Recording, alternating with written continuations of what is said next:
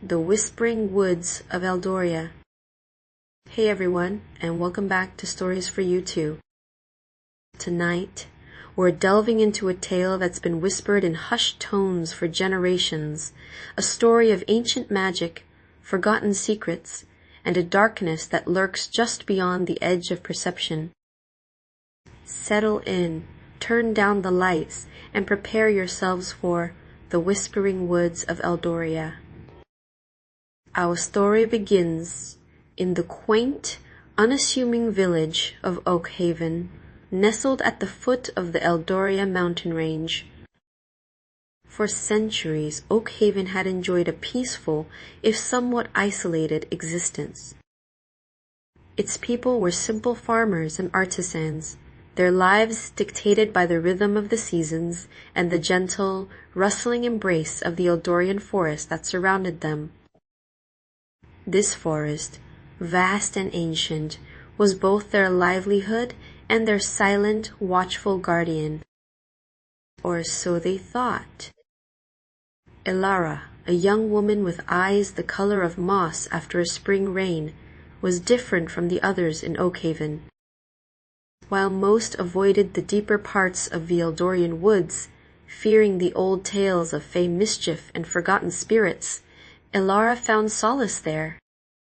She was a gifted herbalist, her knowledge of the forest's flora and fauna surpassing even that of the village elder.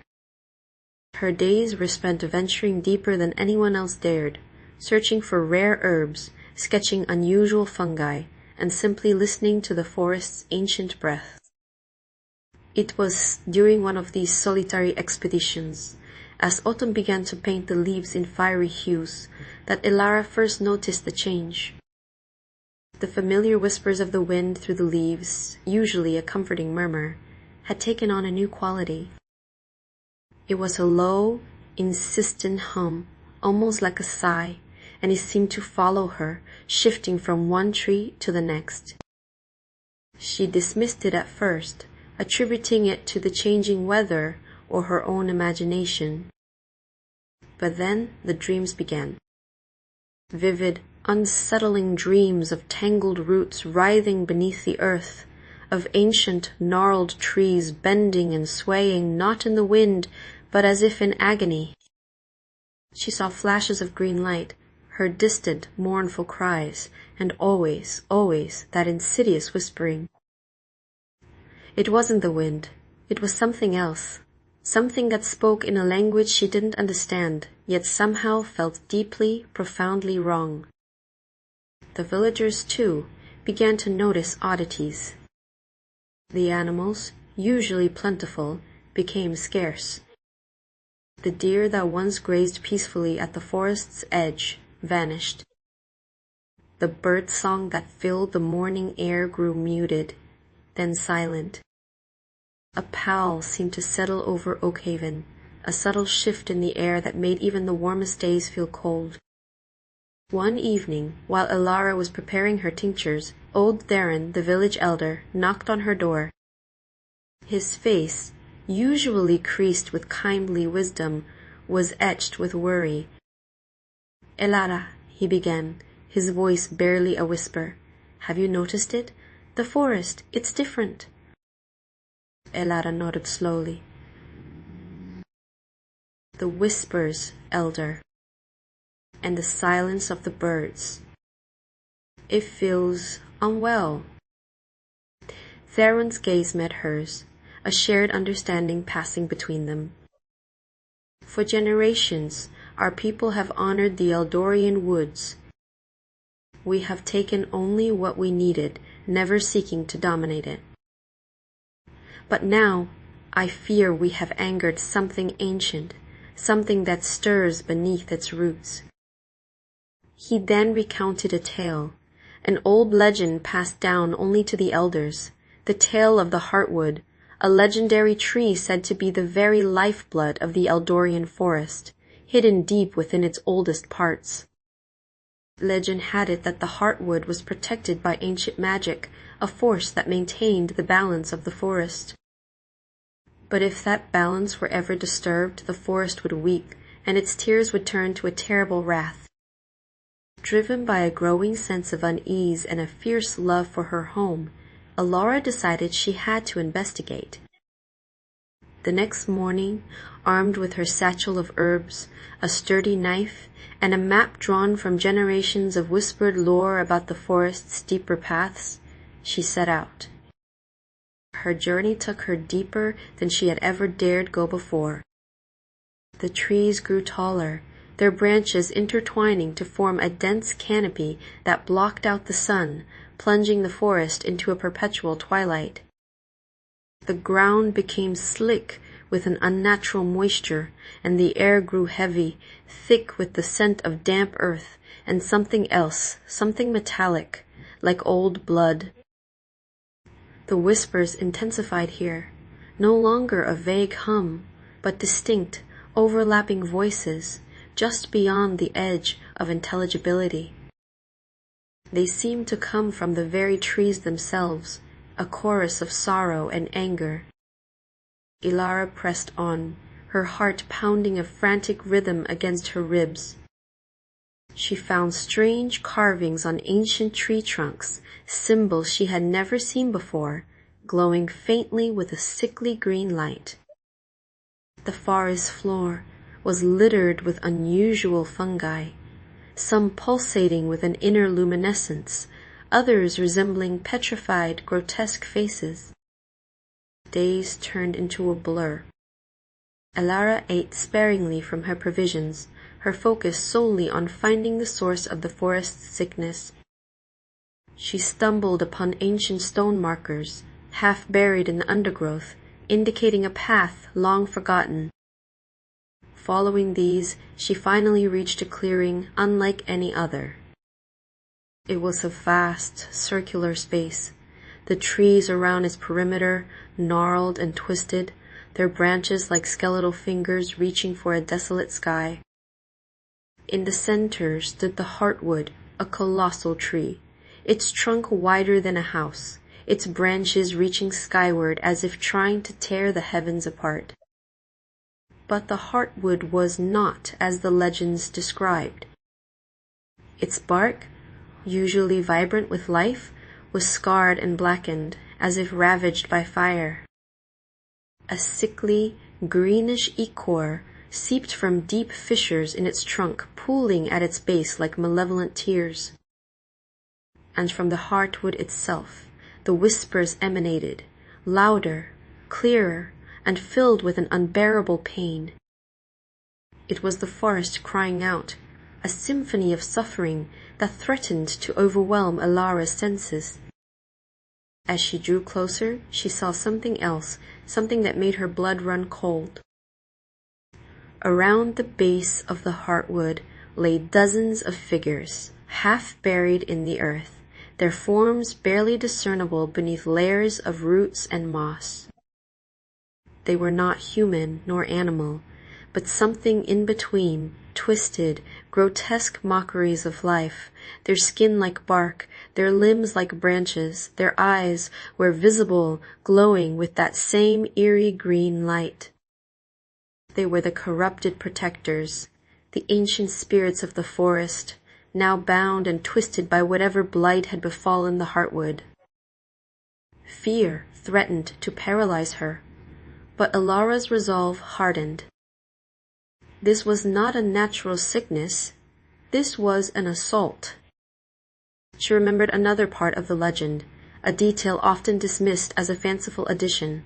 The Heartwood's true strength lay in its connection to the stars, and its weakness, if its essence was ever threatened, was a disruption of that cosmic flow. Just as she was trying to piece together the meaning of this, a chilling sound echoed through the clearing, a low, guttural growl that seemed to vibrate the very ground. From behind the Heartwood emerged a towering figure, unlike anything Elara had ever seen. It was humanoid in shape, but its skin was like hardened obsidian, its limbs long and spindly, ending in razor-sharp claws. Its head was antlered, like a deer, but the antlers were black and jagged, and from its vacant eyes poured the same sickly green light that afflicted the Heartwood. This was the source of the corruption, a creature of pure malice that embodied the forest's decay. It was a being of dark magic, a corrupted druid perhaps, or something far older, a forgotten entity that had long coveted the Heartwood's power. It moved with a terrifying grace, its presence chilling the very air. The whispers intensified, now laced with an almost desperate warning, a cry from the tormented Heartwood to Elara. Elara knew she couldn't fight this creature with strength. Her knowledge was her weapon. She remembered the rare moon-petal bloom, an herb said to absorb dark energies and purify corrupted magic, which she had only ever seen in illustrations in her grandmother's ancient texts. It was said to bloom only under a specific celestial alignment, and she had dismissed it as myth. But now she saw it, a patch of glowing silvery flowers near the edge of the clearing, their petals unfurling in the perpetual twilight, almost as if summoned by the forest's dire need. Risking detection, Elara crept towards the moon-petal blooms, her heart hammering. The creature, however, sensed her movement. It turned, its vacant eyes fixing on her, and let out a piercing shriek that vibrated through her bones. It lunged, its shadowy form blurring as it moved with impossible speed. Elara reacted purely on instinct. She threw a handful of finely ground sparkle dust, a common herb used to deter small pests, but which, when concentrated, could create a blinding flash. The creature recoiled, giving her precious seconds. She quickly gathered as many moon-petal blooms as she could, tearing them from the ground. How do I use them? She thought frantically. The whispers surged, a jumble of images and feelings, guiding her. The core, the essence, purification. The Heartwood's suffering seemed to resonate directly within her mind. She looked at the Heartwood, at the oozing ichor, at the twisted figures at its base. The legends spoke of the Heartwood's deep root system, how it connected to an ancient ley line, a channel of raw magical energy that flowed beneath the earth. The corruption was not just on the surface, it was deep within, poisoning the very source. Realizing the moon-petal blooms alone wouldn't be enough, Elara remembered another rarely used herbal concoction, a spirit's balm, made from the rare sunstone root and combined with the purest spring water. It was said to draw out spiritual impurities. She had a small vial of it, a last resort, meant for the most severe ailments. The creature recovered from the blinding flash and lunged again. This time, Elara was ready. As it reached for her, she plunged her knife into the Heartwood's bark, creating a deeper fissure. The tree groaned, a sound of agony and anticipation. Then, with trembling hands, she took the moon-petal blooms and crushed them into a paste, mixing them rapidly with the spirit's balm. She smeared the potent mixture directly into the wound she had made in the Heartwood. As the balm made contact with the sickly ichor, there was a violent reaction. The green light intensified, then sputtered, dying down like a fading flame. A wave of immense energy rippled outwards from the Heartwood, pushing back the oppressive darkness. The grotesque figures at the base of the tree shuddered, their forms flickering, the binding spell weakening. The corrupted being shrieked again, this time in rage and pain. The purification was directly harming it, severing its parasitic connection to the Heartwood. It lunged at Elara one last time, its claws extended, aiming for her throat. She braced herself, knowing this might be the end. But just as the creature was upon her, the Heartwood itself seemed to awaken. A brilliant, Pure green light erupted from its core, a surge of raw, untainted life force. The light struck the corrupted being, enveloping it. The creature screamed, a sound of pure agony as its obsidian form began to crack and splinter. It writhed, trying to escape, but the light held it fast, dissolving it into dust that swirled away on an ethereal breeze, leaving nothing but a lingering scent of ozone.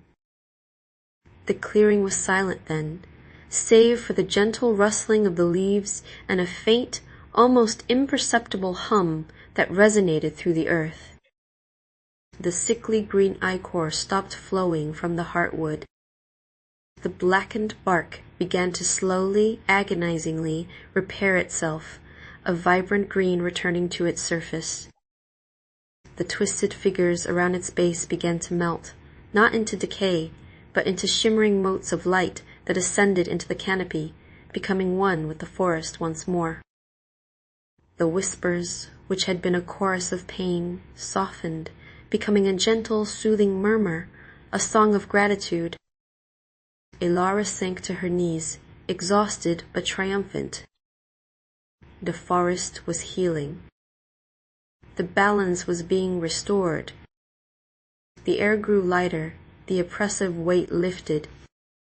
Birds, hesitantly at first, began to chirp in the distance. Her journey back to Oakhaven was filled with signs of the forest's recovery. The streams flowed clearer, the sunlight dappled through the leaves in golden streaks, and the trees seemed to hum with a renewed vitality.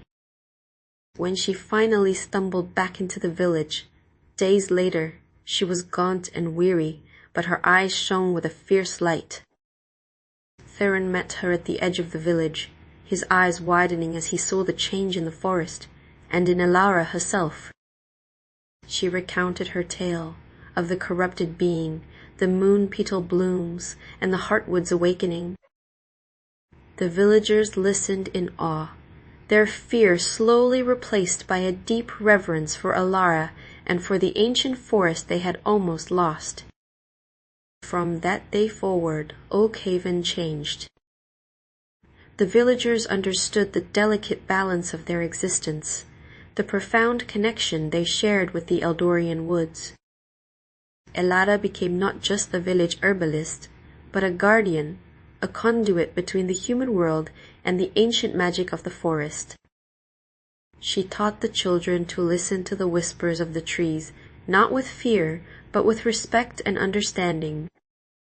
She led expeditions to plant new saplings, to nurture the areas that had been most damaged, always guided by the gentle hum of the revitalized heartwood. The Eldorian Forest flourished, more vibrant and alive than ever before. Its whispers were no longer of pain or warning, but of ancient stories, of life, and of peace. And sometimes, if you listened closely, you could hear the faintest echo of a moon-petal bloom, blooming under a cosmic alignment, guarding the heartwood, and forever reminding them of the brave girl who had saved their world from a creeping darkness.